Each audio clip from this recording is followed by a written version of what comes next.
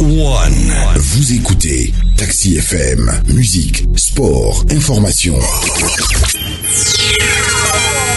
Toutes vos passions sont forcément sur Taxi FM.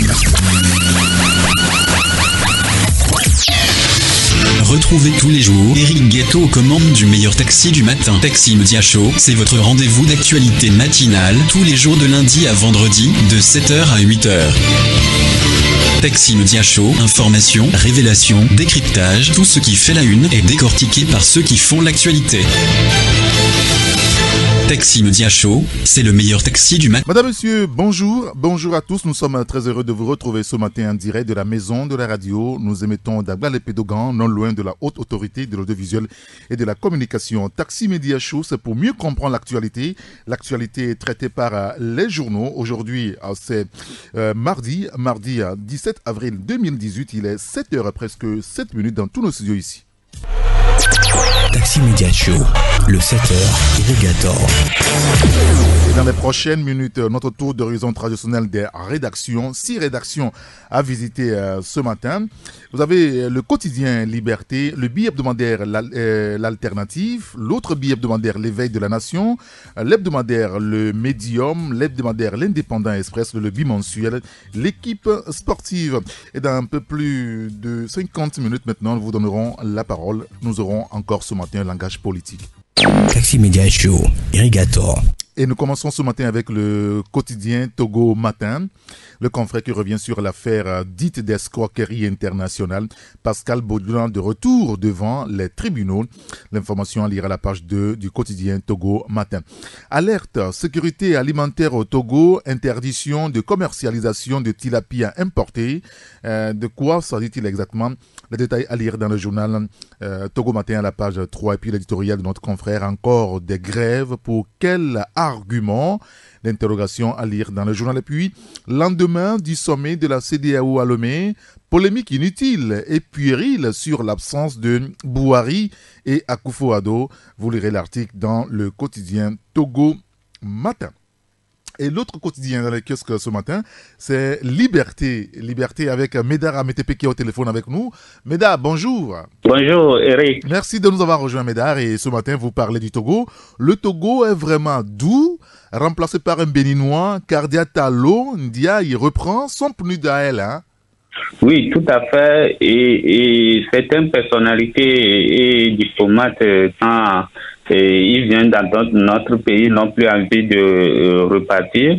Et c'est le cas de Madame Kandiata Lo Ndiaye.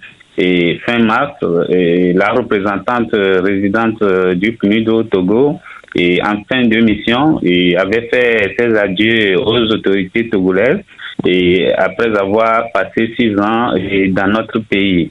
Et elle avait été remplacée à la tête du PNUD par le béninois Damien Mama. Mais contre toute entente, le bureau du coordinateur et résident du système des Nations Unies au Togo sort une note verbale et le 11 avril dernier pour annoncer que Madame Kadiata Lo est revenue au Togo et qu'elle reprend la tête du PNUD à la surprise du personnel.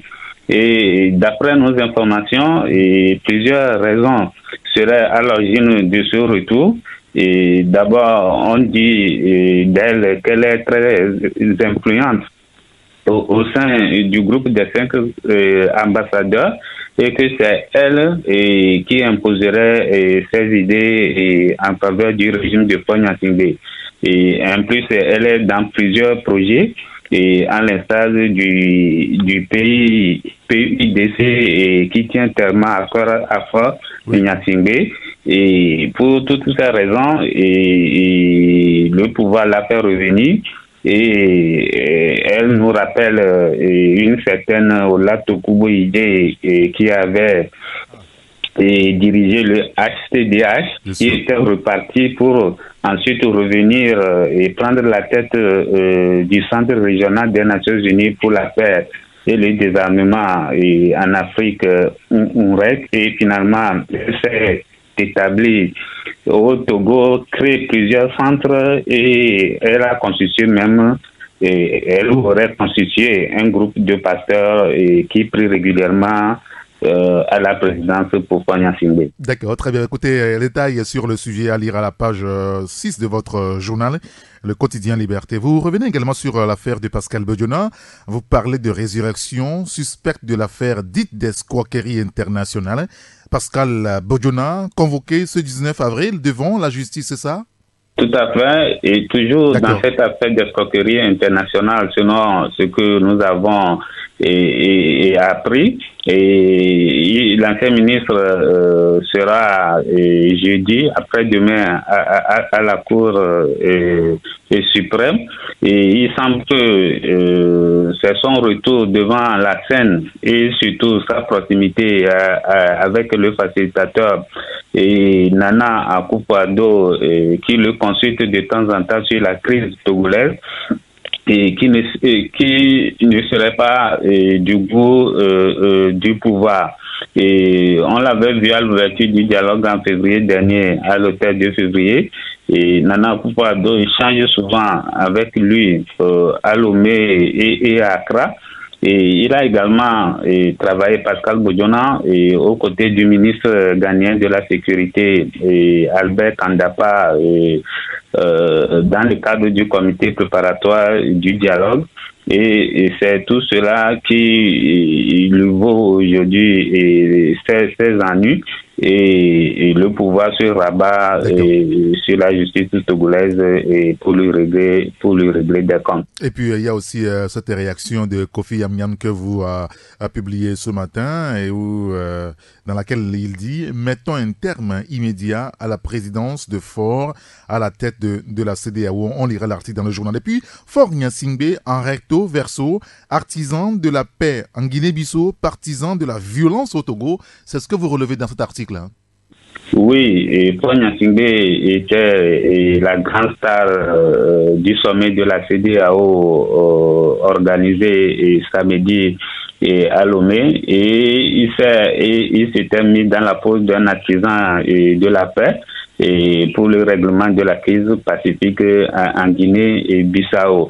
Et dans son intervention, il avait appelé le peuple bissau-guinéen à maintenir le fil du dialogue et a dit que la Guinée-Bissau peut compter sur la CEDEAO et qui continuera à promouvoir la stabilité dans ce pays. Et un comité même a été mis en place et il fait partie de ce comité et pour l'application et le suivi de la feuille de route adoptée et pour le retour à la normale dans ce pays. Et on le voit, Faure Gnassingbé s'est personnellement investi pour une sortie de crise dans ce pays frère. Et malheureusement, il ne montre pas le même engagement, la même détermination en ce qui concerne la crise politique au Togo. Au contraire, il a fait sortir l'armée des garnisons qui a réprimé les mouvements de contestation déclenchés depuis le 19 août 2017 et avec son lot de morts, de blessés, de déplacés. Et samedi, pendant qu'il était au chevet de la Guinée-Bissau, l'armée réprimait de nouveau les manifestants dans les rues. Et c'est cette politique de deux poids, deux mesures que nous avons voulu montrer à travers cet article. D'accord, très bien. Écoutez, on lira tous ces sujets dans votre journal Liberté dans le kiosque ce matin au prix unique de 250 francs CFA. Merci beaucoup à Médard Amétépé. Merci Eric. Allez, bonne journée. Bonne journée à vous aussi. Taxi FM 93.1. Dans les kiosques ce matin aussi, il y a le bi-hebdomadaire L'Union pour la patrie. Le confrère évoque la sortie de crise socio-politique au Togo dans le respect des délais légaux et principes de la démocratie selon la CEDEAO avec la photo de Jean-Claude Brou, le président de la commission de la CEDEAO. Sa photo à la une du journal L'Union pour la patrie. Le confrère qui revient sur la campagne agricole 2018-2019, près de 3 milliards de subventions d'engrais en faveur des producteurs vulnérables. Et puis dans le respect d'une meilleure application du nouveau code foncier, former les acteurs à la base dans chaque région sur les directives volontaires. Tous ces sujets à lire dans le billet hebdomadaire L'Union pour la patrie. Alors, un tour encore au téléphone pour retrouver la rédaction du journal Le Médium. C'est Credo Tété, le patron, qui est au téléphone avec nous. Credo, bonjour. Bonjour Eric. Merci de nous avoir rejoint, Credo. Et ce matin, vous parle d'abord de l'économie. Économie avec la baisse de 4 points du ratio de la dette du Togo par rapport au PIB en 2017. Hein. Oui Eric, chose promise, chose due. Le Togo vient de faire un effort considérable de réduction de sa dette en 2017, comme le gouvernement l'avait promis, justement lors de la conclusion des accords avec le Fonds monétaire international, FMI, sur la facilité élargie de crédit. Chez Eric, on peut parler d'embellie en 2017. Et le FMI l'a d'ailleurs souligné dans son rapport lors de sa dernière mission au Togo. Le ratio de la dette publique par rapport au PIB a continué à diminuer grâce au vigoureux assainissement budgétaire amorcé par le gouvernement dans le cadre du programme. Pour plus de précision, Eric, le ministre de l'économie et des finances a indiqué que le ratio de la dette publique par rapport au PIB du Togo s'est établi à 77% au 31 décembre 2017 contre 82% un an plus tôt. Très bien, on lira l'article à la page 6. La crise dans le diocèse de Kpalimé, vous revenez là-dessus encore ce matin avec le père Hervé Yodé, qui est spécialiste en droit canonique. Il s'explique sur le sujet. Hein. Oui, Eric, dans le diocèse de Kpalimé au Togo, 4 prêtres fondeurs se sont publiquement opposés à leur évêque, Monseigneur Benoît Alono, à la messe chrismale le mercredi 28 mars. Dans une lettre lue dans toutes les églises togolaises le dimanche 8 avril, la conférence épiscopale togolaise a recommandé à Monseigneur Alono de prendre, je cite, les mesures prévues par le Code de droit canonique. Le père Hervé Louis Yodé, qui est un prêtre eudiste, mais spécialiste en droit canonique, a précisé dans nos colonnes et surtout celles du site internet lacroix.com ces mesures et leur cadre d'application. Il dit, je cite, « Créer un scandale devant des fidèles est un acte d'incitation et de rébellion. Cela est d'autant plus grave que cela vienne des prêtres. Les sanctions prévues à cet effet sont celles que j'ai citées plus haut, c'est-à-dire interdits et autres justes peines, tout en se référant au canon 1373. Mais il faut noter que dans l'Église, la sanction est vraiment le dernier recours. Lorsque le délinquant persiste dans son état, au nom de la miséricorde, il ne faudrait jamais se lasser d'aller vers le pécheur et lui offrir le pardon s'il accepte de revenir vers la maison du Père. Donc ce n'est pas moi qui le dis, c'est le prêtre Hervé Yodé, ce spécialiste du droit canon, qui l'a dit dans nos colonnes ce matin. C'est à la page 3 qu'on lira l'article à ce sujet. Et puis politique et l'opposition togolaise, vous en parlez aussi, entre cacophonie, amateurisme et ego démesuré, c'est ce que vous relevez. Oui, Eric, l'opposition togolaise ne cesse depuis des années de vendre des illusions à ses militants, prétextant même parler au nom de tous les Togolais sous le vocable le peuple togolais. Presque toutes les actions de l'opposition rencontrent des échecs, surtout celles de la coalition des 14 partis, qui s'apparenteraient à des comportements de charlatans ayant endossé des chasubles de politique. Aujourd'hui, il est temps que la coalition des 14 partis revoie sa copie. Car à bien les observer, on ne dénombre que de la cacophonie, de l'amateurisme à outrance dans une mare d'égo démesuré, surdimensionné. Dans cette mayonnaise politique entretenue à satiété par la coalition des 14 partis, il n'existe aucune compréhension intelligente des enjeux. Déverser encore dans les rues les militants, Eric, pour affronter les forces de sécurité et de maintien d'ordre, ça fait preuve au Togo de cécité de tard politique. Malheureusement, cela se trouve être le sport favori de la coalition des 14 qui peine au fait de connaître ses forces et faiblesses et surtout d'envisager comment les employer pour avoir des résultats progressifs tout en restant bien évidemment fidèle à son idéal. Alors, on lira tous ces sujets dans votre journal Le Médium dans les kiosques ce mardi. Merci beaucoup à Credo Tété. Merci Eric, bonne émission et très bonne journée. Allez, bonne journée à vous aussi. Merci. Sur Taxi FM, l'info roule. Et notre troisième rédaction ce matin, on me signale au téléphone, c'est l'alternative avec l'un des rédacteurs à Anani Galé. Anani, bonjour. Oui, bonjour Eric. Merci de nous avoir rejoints, Anani. Ce matin, dans l'alternative, vous parlez de morts à Sokodé, des blessés à Djarkbanga, désert à Kparatao, séquestration d'un leader politique à Lomé. Le règne du crime continue, c'est ça? Ah oui, le Togo a connu deux visages le samedi 14 avril dernier. Oui. D'un côté, il y avait la réunion des chefs d'État de la CEDEAO et on pouvait noter l'absence remarquée de Muhammadu Buhari, le président nigérian. L'autre côté qui a le plus retenu l'attention est celui de la répression sanglante à Lomé et dans certaines villes de l'intérieur. À Lomé, la marche prévue par les 14 partis politiques de la coalition a tourné à la répression des militants de l'opposition. Les leaders de la coalition ont été empêchés de sortir du siège du parti CDPA où ils étaient en réunion.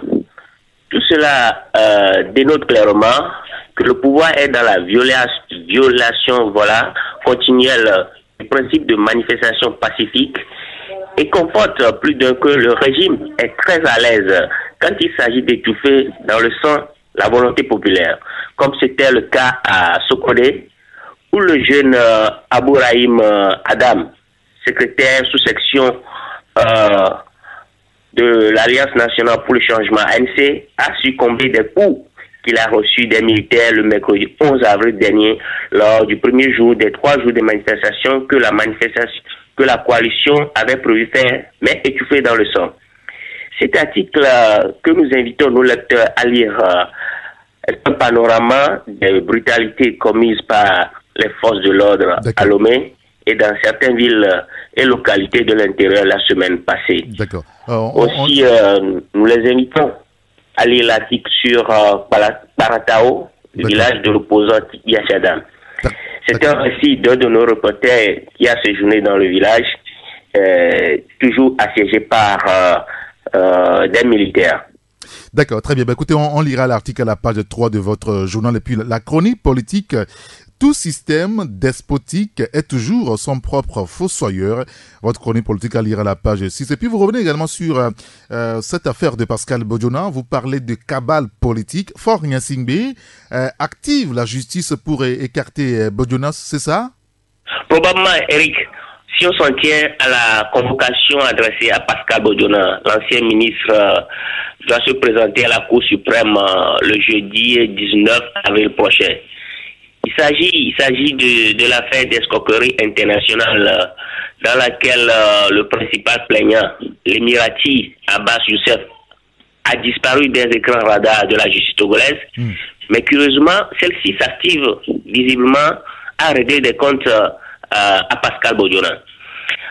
Celle-ci, que le régime garde toujours un œil sur l'ancien ministre, en qui il voit un potentiel challenger à la course à la magistrature suprême. Si tous les moyens sont bons pour le neutraliser, et il a suffi que Pascal Bodiona soit consulté par le facilitateur Nana Akufo-Addo, le chef de l'État ghanéen, que les manœuvres soient mises en branle, d'où ce dossier d'affaires d'escroquerie internationale qui est ressuscité. Et il faut rappeler que lorsque Nana Akufo-Addo, le chef de l'État ghanéen, a été désigné facilitateur de la crise togolaise, il a consulté pas mal de personnalités comme François Bokor, Pascal Bodiona, afin qu'ils s'imprègnent de certaines réalités de la scène politique togolaise.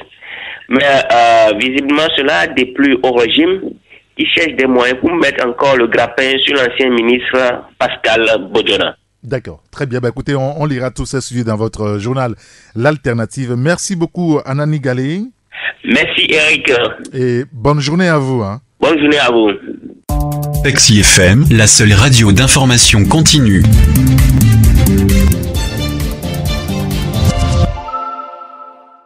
Il est 7h, presque 28 minutes à Kodjo-Via-Copé, où vous nous écoutez sur la 93.1 FM. Et notre 4e rédaction, c'est celle de l'éveil de la nation avec Sam Djobo qui est au téléphone avec nous.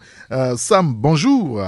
Bonjour Eric, bonjour aux fidèles passagers, sans oublier les passagères du plus beau Bien taxi sûr. sympathique matinal sur la 93.1 à l'heure de Taxi Média Show. Merci de nous avoir rejoints, Sam. Et ce matin, vous parlez des produits halieutiques venus d'ailleurs, puisque le Togo vient d'interdire l'importation du tilapia sur nos sols.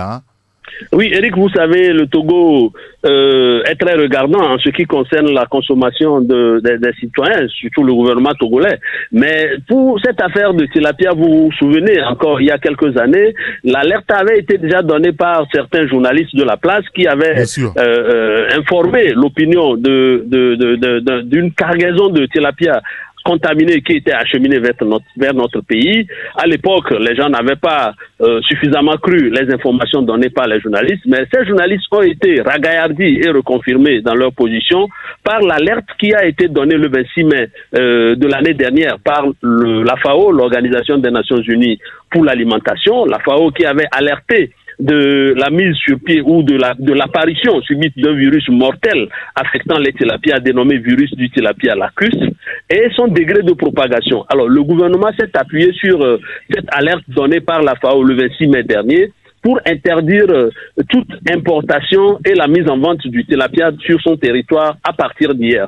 Et donc c'est une disposition provisoire que le gouvernement vient de prendre pour interdire tous les tilapias importés qui doivent être déversés ou acheminés vers notre pays pour la commercialisation. Mais cependant, le gouvernement met l'accent sur les tilapias que les gens élèvent au niveau national, les tilapias domestiques, si on peut les appeler ainsi, oui. Et les tilapias élevés sur notre sol sont de bonne qualité et peuvent être consommés. Mais par contre, les tilapias qu'on importe de l'extérieur qui arrivent sous forme morte ou bien sous forme congelée sont des produits pour le moment impropres à la consommation et le gouvernement vient de sortir un communiqué à ce sujet. Alors, vous parlez aussi de l'Assemblée nationale togolaise, des incongruités au sein du Parlement togolais, pour tout dire. La première vice-présidence vacante depuis plus de 3 ans aujourd'hui, Oui, Eric, ce n'est pas une exclusivité de l'éveil de la nation. L'information a été portée à l'attention des Togolais par le député du CAR, Jean Kissi, qui était sur une radio de la place et qui avait dénoncé cette situation. Et lui-même, à la question de savoir pourquoi depuis que cette situation dure, ils ne disent rien, il a essayé de relever qu'au niveau des députés de l'opposition ou de lui-même personnellement à son niveau, c'est une situation qu'il a toujours relevée parce que vous savez, il y a des dispositions au niveau de l'Assemblée nationale, notamment le règlement intérieur, qui dit en son article 15, alinéa 3, que lorsque il y a vacance de poste au sein du bureau de l'Assemblée, soit par démission ou par toute autre raison, pour toute autre raison, il y a démission au sein du bureau de l'Assemblée, l'Assemblée procède à la nouvelle session au remplacement immédiat de celui qui a démissionné ou de celui qui n'est plus en poste. Mais depuis le 9 juin 2015, que l'actuel Premier ministre Selom Klassou, Komi Klassou a été nommé au poste de Premier ministre de la République togolaise, son poste qu'il occupait au niveau de l'Assemblée, à savoir le poste de premier vice-président, est resté vacant de cette date de juin 2015 jusqu'à ce jour. Alors pourquoi jusqu'ici on n'a pas pourvu à son remplacement? Nous sommes posé la question, nous s'appuyons sur l'information donnée par Jean Kissi, et puis ce n'est pas que Jean Kissi qui donne l'information, mais c'est visible, ça saute aux yeux, parce que depuis 3 ans, depuis qu'il est à la tête de la primature, à la tête du gouvernement, donc, le poste de Komi Klassou Selom est resté vacant au niveau du Parlement. Qu'est-ce que les députés attendent? Qu'est-ce que le président de l'Assemblée nationale attend pour demander qu'une nouvelle candidature ou bien qu'un nouveau membre, qu'un nouveau député soit désigné pour remplacer, pour occuper le poste vacant de Komi Klassou Selom? Nous nous sommes interrogés et nous sommes revenus sur l'information donnée par le député Jean Kissi et nous lançons un appel aux députés pour qu'on puisse procéder au remplacement ou à la désignation de celui qui va occuper le poste vacant de premier vice-président, au risque que cela ne soit une jurisprudence au sein de l'Assemblée nationale. Bon, en même temps, il reste que 2 mois pour la fin de cette mandature. Est-ce que ça vaille encore la peine? Bon, en tout cas, on avisera, je pense. Alors, l'autre sujet à évoquer avec vous, Sam, c'est par rapport donc à Jean-Pierre Fabre. Vous parlez d'un leader de l'opposition au mauvais endroit, au mauvais moment. Que cherchait Jean-Pierre Fabre dans la nuit de samedi à l'hôtel 2 février, Sam? Oui, Eric, vous savez, c'est une information, un scoop, si on peut l'appeler ainsi, parce que si l'information avait concerné peut-être un citoyen lambda, peut-être vous ou moi, personne ne s'en offusquerait. Si l'information avait concerné encore peut-être un Barry Moussa Barké ou une ponte du régime RPT, ou UNIR plutôt, personne ne s'inquiéterait. Mais à partir du moment où c'est le chef de file de l'opposition qui se retrouve à l'hôtel du 2 février, l'hôtel qui venait d'abriter quelques heures plus tôt le sommet extraordinaire de la CEDEAO, à cette soirée, Jean-Pierre Fabre qui a été aperçu dans les locaux, beaucoup se sont posé la question. Mais pour le moment, nous, on est en train de fouiner autour de Jean-Pierre Fabre pour que les voix les plus autorisées nous disent exactement ce que le chef de file de l'opposition est allé faire là-bas. Parce que vous savez aussi, ce qui a le plus attiré notre attention, c'est que le 14, ce samedi, était le jour de manifestation de la coalition des 14 partis de l'opposition. Et vous vous rappelez aussi, Eric, que en cette journée du 14, il y a eu des échauffourées entre forces de l'ordre et manifestants. La même journée du 14 avril, pendant que les membres de la coalition étaient à une réunion au siège de la CDPA, ils avaient été encerclés par les forces de l'ordre et tous ces événements ont suscité notre curiosité, notre interrogation pour savoir pourquoi Jean-Pierre Fabre devrait se rendre nuitamment et de façon solitaire au niveau de l'hôtel du 2 février. Parce que cette information que nous donnons, beaucoup peuvent dire que non, que c'est des stratégies pour essayer de jeter des pierres dans le jardin de la coalition, mais en même temps que certains peuvent lancer un procès ou bien faire un procès à peut-être un maître Agouibo qu'on devrait voir là-bas. En même temps, il faut aussi qu'on ait l'honnêteté de se poser la question, qu'est-ce que Jean-Pierre Fabre est allé chercher là-bas? Parce que vous savez, depuis que la coalition s'est mise ensemble, depuis le 19 août, il y a toujours des délégations qui vont soit pour rencontrer X ou pour rencontrer Y. Maintenant, peut-être qu'on nous dira que c'est pour des raisons personnelles. Mais si c'est pour des raisons personnelles, pourquoi alors Jean-Pierre Fabre n'aurait pas dû, peut-être celui qui venait le rencontrer dans un autre cadre, autre que l'hôtel du 2 février. Mais ce qu'il faut aussi retenir, c'est que à la soirée du 14 avril, après le sommet extraordinaire de la CEDEAO, il était 10 chefs d'État à être venus. En plus, le Togolais, ça faisait 11. Mais à la fin des travaux, il y a 7 qui étaient partis sur le coup et 3 étaient restés. Alors, nous continuons pas à nous demander si c'est pour rencontrer l'un des présidents qui n'était pas encore parti dans le cadre de la facilitation ou bien dans le cadre de la résolution de la crise togolaise que Jean-Pierre Fabre est allé, puisque les voix s'élèvent pour demander à la classe politique de chacun de son côté de mettre de l'eau dans son vin. Si c'est dans ce cadre que Jean-Pierre Fabre est allé, nous pensons que les jours à venir pourront avoir des résultats sérieux ou des résultats probants pour la crise togolaise. Mais pour le moment, nous nous sommes interrogés et nous continuons par tourner autour de Jean-Pierre Fabre pour en savoir plus. D'accord, très bien. On attendra un petit peu. Et revenez-nous avec des informations sur ce coup. Merci beaucoup, Sam Diabo. Merci, Eric. Bonne émission de 11h. Merci. Bonjour à toutes et à tous. Allez, bonne journée à vous aussi. Merci, au revoir. Notre 5e rédaction maintenant, c'est Carlos Ketao qui est au téléphone. C'est lui le patron du journal L'Indépendant Express. Carlos, bonjour. Bonjour Eric, bonjour cher lecteur de L'Indépendant Express. Merci de nous avoir rejoint, Carlos. Et ce matin, vous parlez d'abord de représailles, soupçonné d'influencer la médiation en faveur de l'opposition. Pascal Bodjona, convoqué ce jeudi. Oui, ce sont les informations que nous avons eues en confidentiel en dernière minute de notre parution. Ce sont des informations que nous étions en train de vérifier également depuis très longtemps. En début de cette crise, vous savez que les autorités togolaises sont en train de s'engager dans une forme de représailles et de chasse aux sorcières depuis le déclenchement le 19 août des hostilités contre le pouvoir. Vous vous rappelez que certains officiers de l'armée ont subi des affectations punitives, d'autres sont placés d'une façon indirecte proche des autorités pour être très bien suivis. Et vous vous rappelez également que dans la logique de cette situation de représailles, l'ancien Premier ministre Edem Kojo également a été perturbé un petit peu pour avoir contribué d'une façon ou d'une autre à éclairer l'opposition sur une certaine position sur la crise politique. Et aujourd'hui, c'est Pascal Akossoulel-Bodiora, l'ancien directeur de cabinet et ancien ministre d'État, ministre de l'administration territoriale, qui est inquiété. Jeudi prochain, il est convoqué à la justice devant la Cour suprême et en filigrane. Il s'agit de cette rocambolesque affaire d'escroquerie internationale.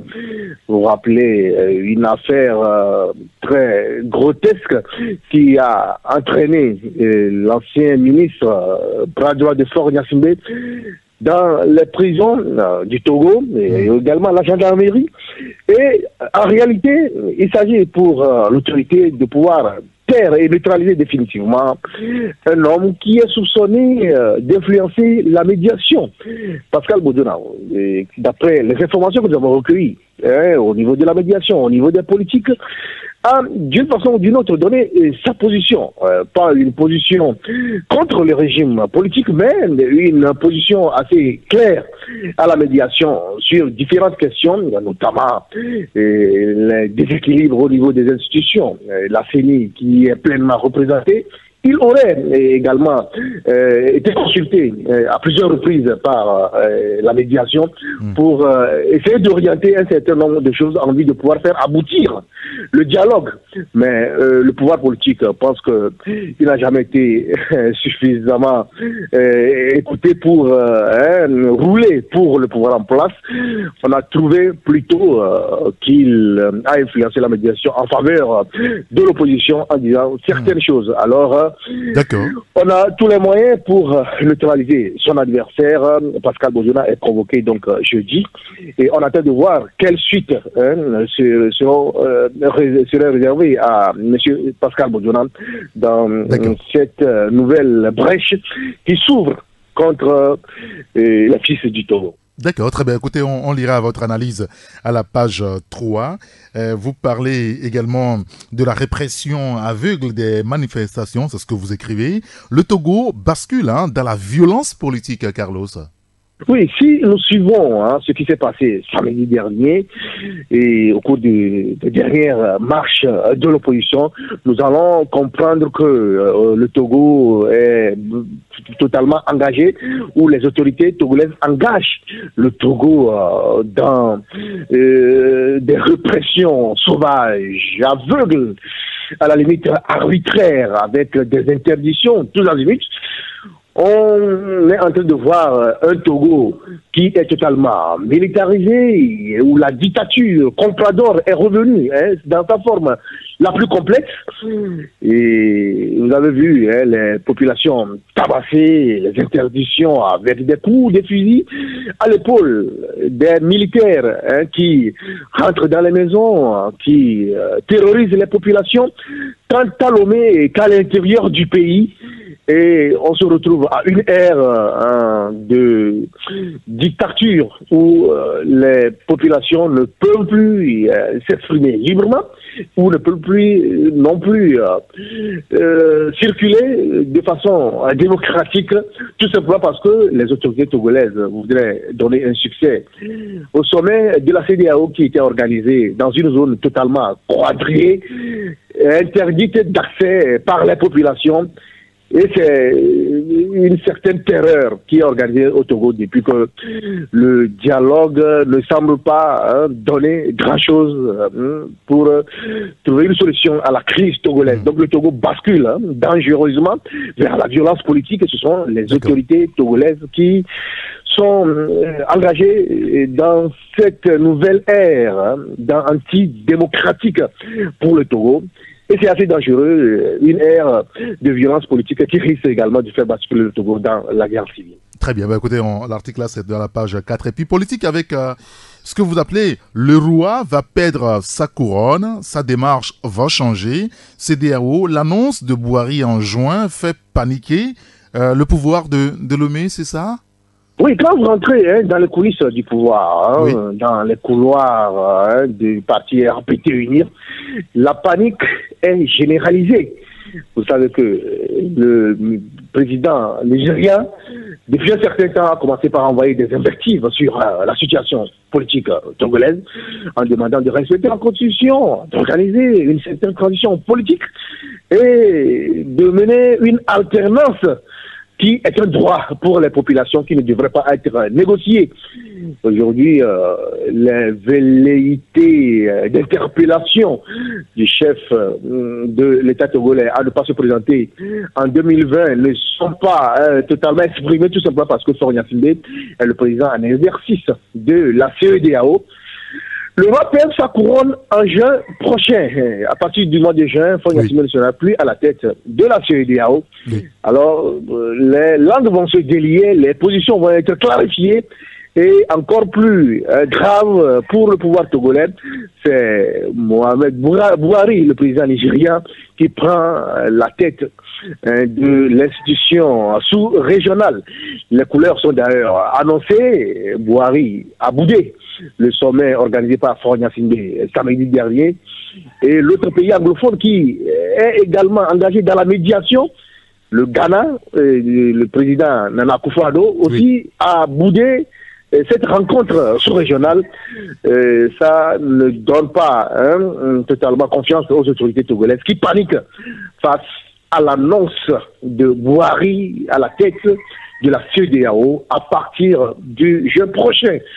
Donc, attendez-vous à ce que les gens vont se prononcer clairement sur la situation du Togo en demandant à Faure Gnassingbé de quitter le pouvoir. Et ce sont les pays anglophones qui apparemment restent dans cette course à démocratiser les États. Pour rappeler, le ministre des Affaires étrangères de la Gambie avait déjà demandé à Faure Gnassingbé de quitter le pouvoir. Cela a créé un scandale diplomatique et a été rapidement résolu de façon discrète. Mais les gens n'oublient pas que l'Afrique de l'Ouest doit être totalement démocratisée et dépouillée de tous les potentats qui refusent d'assurer l'alternance à leur peuple. Très bien. On lira tous ces sujets dans votre journal L'Indépendant Express. Merci beaucoup, Carlos Ketaou. Merci Eric, merci à tous les lecteurs de l'Indépendant Express que nous avons très bien et merci également à Taxi FM merci à vous pour assurer la communication au niveau des informations que nous publions. Parfait. Allez, bonne journée à vous Carlos. Bonne journée Eric. Car de tout cœur, nous tenons à vous informer. Taxi FM. Et la dernière rédaction au téléphone avec nous ce matin, c'est le journal L'équipe sportive avec Aimé Lebon. Aimé, bonjour. Oui, bonjour Eric. Merci de nous avoir rejoints, Aimé. Alors, vous parlez ce matin de l'accident du bus de Koroki. C'était dimanche dernier après le match donc à Lomé face donc à l'AS OTR avec la belle victoire de Koroki de Tchamba. Vous parlez de la FTF, les clubs et la police d'assurance ce matin. Effectivement, Eric, avec donc cet accident, ce nouvel accident donc de Koroki Metete de Tchamba hier à la hauteur de Notien. Alors on pose encore beaucoup de questions, mais c'est vrai que un accident on ne peut jamais le prévoir et ça peut arriver donc à tout moment et à n'importe qui. Maintenant, qu'est-ce que nous avons fait donc pour, disons, juguler ce mal? Quelles sont les dispositions que nous avons prises en amont? Voilà donc autant de questions et surtout concernant, disons, la assurance. Est-ce que les clubs eux-mêmes ont pu avoir leur police d'assurance? C'est la grande interrogation. Nous avons interrogé en tout cas la fédération qui, disons, a contracté une assurance justement pour, disons, la compétition, pour les déplacements et autres. Mais en principe, chaque club également avait obligation justement de contracter une police assurance même jusqu'aux entraînements, etc. Alors donc nous avons fait une analyse de la chose et essayé donc d'attirer l'attention des uns des autres sur la situation qui se pose. Ce n'est pas la première fois et on sait donc que par le passé des choses comme se sont passées. On se rappelle encore l'accident de l'étoile filante de Lomé, de Fouada, de Dapon, etc. pour ne citer que ces cas-là. Alors donc nous attirons encore une fois l'attention des uns des autres sur cette situation et faire en sorte que des dispositions soient prises pour éviter, disons, compte à l'arme après ces genres de drames. D'accord, très bien. Bah, écoutez, on lira l'article dans le journal. Et on va parler des violences, les violences sur les stades de football. La pieuvre, s'exclamez-vous ce matin? Oui, c'est cette vague de violence justement qui, disons, guette encore notre football. Et sur pas mal de stades, on enregistre, disons, une cascade de violence perpétrée naturellement par des supporters, parfois attisés parfois par les bancs techniques. Alors nous revenons sur la chose et pour faire, disons, une projection sur les dernières journées qui vont être disputées d'ici à la fin de la saison. Alors on estime que, disons, on risque d'avoir encore cette vague de violence et c'est devenu finalement une pieuvre où toutes les ailes ou toutes les tentacules justement de la pieuvre, vous connaissez ce qu'on appelle cet animal là, la pieuvre justement. C'est un peu comme cela que cette image que nous avons donc des violences que nous avons enregistrées sur nos stades ces derniers temps et on estime que avec l'analyse on risque d'en avoir encore plus, surtout avec tout ce qui se passe où aucun club ne veut descendre et justement la guerre qui se trouve également en haut du tableau où les 6 premiers ont encore la possibilité d'être sacrés champions. Bon voilà autant d'analyses que nous avons faites et qui démontrent que l'esprit de violence est encore là. Il faudra que la Fédération de football prenne les dispositions et qu'on essaye donc de faire en sorte que les forces de sécurité soient en nombre suffisant justement et que justement on puisse faire en sorte également que les clubs puissent se doter de vigiles qui puissent permettre d'identifier, si vous voulez, les fauteurs de troubles, parce qu'il y en a donc pratiquement dans tous les clubs, et on pourra également doiter un tout petit peu les sanctions trop légères que la fédération prend par rapport à ces actes de violence. Ah oui, des actes de violence qui ne manquent nulle part finalement sur nos stades, puisque le week-end dernier, on en a signalé également à Amlamé, dans des rencontres de football féminin. On en a vu, c'est un peu bizarre. Et le week-end prochain, ce sera la fin de la 2e division et la dernière journée. Et il va falloir aussi être regardant de ce côté, au sommet de la sentence finale. C'est ce que vous écrivez, Aimé. Oui, justement. Bon, si au niveau du Nord, la messe semble être dite justement par rapport à Sarah qui est presque sacrée et qui devra donc monter en première division, ce n'est pas le même cas donc dans la zone B, au sud justement, où naturellement la bataille est encore très dure entre Entente de Delomé et Gorosu d'Alétron surtout. Et lorsqu'on sait que il y a encore cet esprit de violence qui a amené donc la fédération à sanctionner d'ailleurs le terrain de Puta Negro pour délocaliser donc le match, le dernier match justement de Gorosu à Palimé. Alors on se pose beaucoup de questions sur, disons, ce match au sommet. Il faudrait beaucoup de précautions à prendre pour éviter, disons, des scènes de violence. Voilà donc c'est pourquoi nous avons fait cette analyse également et faire en sorte que, oui, le sommet, ça va être amplement discuté jusqu'à la fin en tout cas. Très bien, on lira l'article dans votre journal L'équipe sportive. Merci beaucoup, Aimé Lebon. C'est moi qui vous remercie, Eric. Allez, bonne journée. Excellente journée à bord du taxi. Et voilà, on a fait le tour des 6 rédactions que nous avons programmées ce matin. Les journaux sont dans les kiosques et chez tous les marchands de journaux au prix unique de 250 francs CFA. Achetons les journaux pour permettre donc à la presse de vivre au Togo. Alors je rappelle juste que dans les kiosques ce mardi, vous avez le quotidien Liberté, le quotidien Togo Matin, le bi-hebdomadaire L'Union pour la Patrie, le bi-hebdomadaire L'Alternative, le bi-hebdomadaire L'éveil de la Nation, l'hebdomadaire L'Indépendant Express, le Médium aussi dans les kiosques ce matin. Vous avez le bimensuel L'équipe sportive. Bon réveil à l'écoute de Taxi FM. C'est annoncé, ce matin nous aurons de nouveau un langage politique et parler de la politique togolaise et les discussions qui n'avancent véritablement plus depuis un bon bout de temps. À l'issue de sa session extraordinaire à Lomé le week-end dernier, les chefs d'État de la sous-région se sont penchés sur le cas Guinée-Bissau et Togo et ont mis en garde contre tout agissement menaçant la paix et la stabilité. Tout cela se disait pendant que dans les rues de Lomé et à l'intérieur du pays, des scènes de violence ont été observées. Quel commentaire faites-vous finalement de cette approche de la CEDEAO qui donc s'est réunie à Lomé le week-end dernier? Vous nous appelez sur le 93 96 99 99 ou le 99 20 09 59. Nous rappelons le numéro de contact, le 93 96 99 99 ou le 99 20 09 59. Notre premier auditeur au bout du fil, allô? Ah, il est reparti.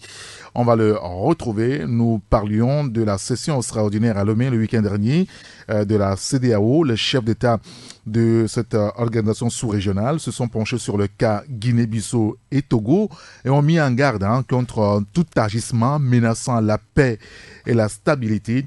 Vous savez que les discussions politiques au Togo stagnent un petit peu.